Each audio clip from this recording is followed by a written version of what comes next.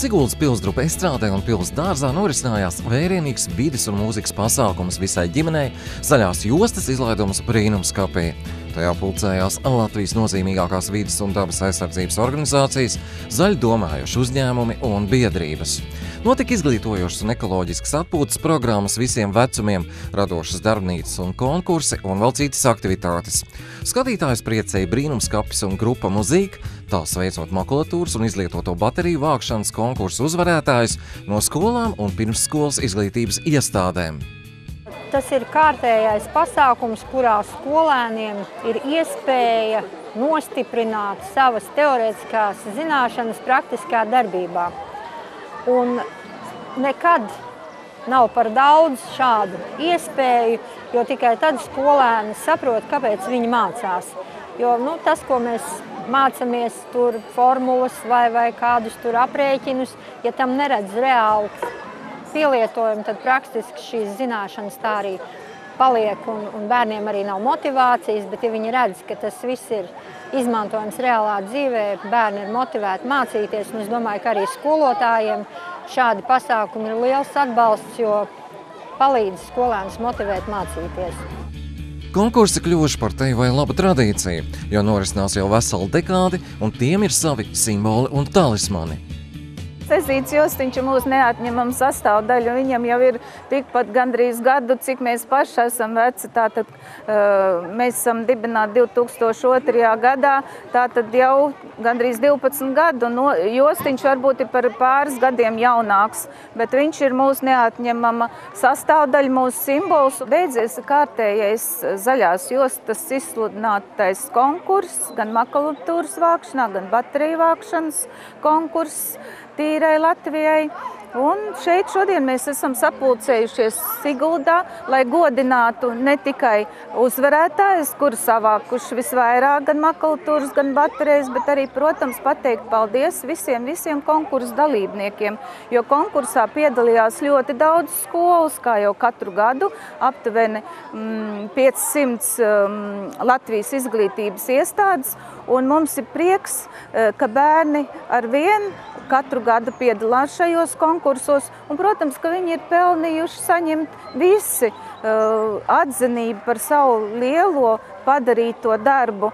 Un šodien mēs esam izdomājuši satikties un sapulcēties visi Siguldā, kur ir organizēts priekš bērniem dažādas aktivitātes, dažādas darbnīcas, kur viņi var izmēģināt savus spēkus un gūt jaunas ierosmes. Un zaļā josta domā arī turpmāk šos konkursus rīkot un arī šādus pasākumus organizēt, jo mēs uzskatām, ka katram dalībniekam jāsaņem ir šī balva, pateicība, atzinība par viņu ieguldīto darbu, un mums ļoti liels prieks, ka bērni ir ļoti atsaucīgi mūsu konkursos. Tas nozīmē, ka viņiem nav vienaldzīga mūsu Latvija, nav vienaldzīgs Latvijas sakoptība, tīrība, kā arī šie dabas resursi. Liels paldies visiem pedagogiem, kuri šos bērnus varbūt ir mudinājuši, pamācījuši, kā to pareizi darīt.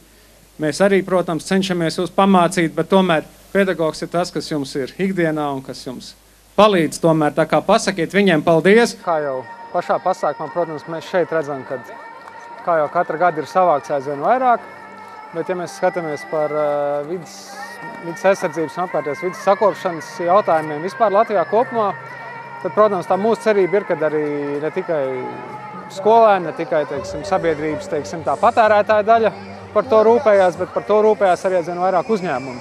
Gan, ieviešot šo dalīto vākšanu uzņēmumu iekšienē, jo šeit ir it kā divu svaru kausi no vienas puses, tā ir atbildība, no otras puses arī bieži vien uzņēmums ietaupa pareizi apsaimniekot savus atkritumus, jo tad viņi pārvēršās par resursiem. Tā kā tās ir tādas tendences, ka aizvien vairāk tomēr par to visu domā. Tas ir viens, un otrkārt es arī gribētu pieminēt to, ka pati zaļā josta, šis mūsu, pamat bizness, kas ir, tas ir vērsts uz to, ka šie visi uzņēmumi, importieri, kas ražo preci vai iepakojumā vai importē, ir atbildīgi par viņu savākšanu. Un šī veidā viņi skaidri redz, ka viņi iesaistās. Viņi varbūt paši par to sev neapzinoties, ir piedalījušies šāda pasākuma atbalstīšanā. un arī sabiedrības viedokļu veidošanā. Uzņēmējs Armands Nikolājevs ir gandarīts par 10 gados paveikto un teica, ka rezultāts ir acīm redzams. Es gribētu sākt ar darbību kopumā par Latviju, jo savā laikā ar Zaļo jostu arī asociācija kopīgi uzsāk. Pirmais etaps bija skolotāja izglītošana, un mēs daudz esam darījuši, lai braukātu un atbalstījuši. Un lēnā garā tas ir pāraudzis bērnu audzināšanā. Varbūt arī sākām ar bērndārzu vecumu bērniem. Šie bērni jau ir paaugušies, un kā jūs šodien dzirdējāt, šogad jau ir 10. jubilejas pasākums, var teikt. Un tas rezultāts jau ir tāds, ka mums nav kauns šobrīd uz Latviju vest turistus. Jo šī jaunā paudze, kas šobrīd Latvijā aug, viņi tomēr apzinās, ka nākotne ir tikai tīrai vidē, kurā mēs dzīvojam.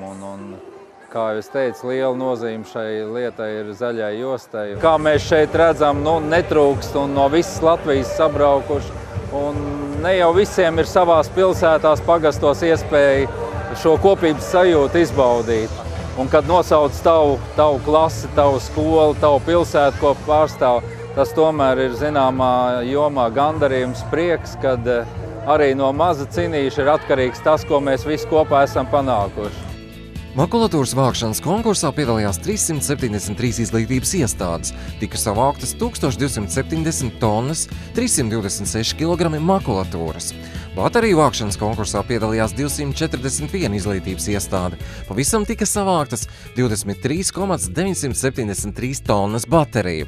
Uzvarējušās izglītības iestādes saņēma naudas balvas, arī pārsteiguma balvas, balvās tika arī vides izziņu ekskursijas. Pie balvām tika arī centīgākie skolēni. Es vācu makulatūru gandrīz 6 tonnas. Kur tu dabūji tik daudz papīra? Apzagu visas laukus. Ak tā! Kas tev palīdzēja to darīt? Mamma, vecmamma, visa ģimene. Es esmu tas vecāks, kurš izteica iniciatīvu, lai skolā piedalītos, preju pirmā pamatskolā piedalītos gan makulatūras, gan bateriju vākšanas konkursā. Un viss tas aizsākās ar to, ka sapratām, ka laukos ir jāiztīra bērniņi, tāpēc tika apzakti lauki. Plus jau ir tas, ka bērni redz, ka arī viņiem ir kaut kas no tā, ka viņi ir ieguldījuši darbu, bet arī pretī viņiem dot. Un tas ir ne tikai šis pasākums, arī tā būs tā ekskursija, kur mēs brauksim kā 2. vietas laureāti. Un arī tas, ka bērni saprot to, ka nevar mest ārā, var to visu pārstrādāt. Es ieguvu 1. vietu un savācu vairāk nekā 800 kg baterijas. Katrīnas tēdze bija tas, kas pacēla mums tik augstas šo 1. vietu. Un mēs dabūjām naudas balvu, kas īstenībā lauku dārziņam ir ļoti vērtīgi, jo mēs jau pagājuši gadu tādu balvu ieguvām un arī izmantojām. Un šo iespēju, ko mums uzdāvināja pagasts, paldies mūsu pagasta pārvaldes vadītājiem Aināram Akerfeldam par doto iespēju. Jāteic, bez naudiņas, bez maksas atbraukt uz Siguldu un baudīt šo lielisko pasākumu. Kaut arī konkursi beigušies, labākie saņēmuši apbalvojumus, domāsim par vidu un apkārtējo dabu arī šajā vasaras plaukumā un gaidīsim nākošā konkursa pasludināšanu un sākumu.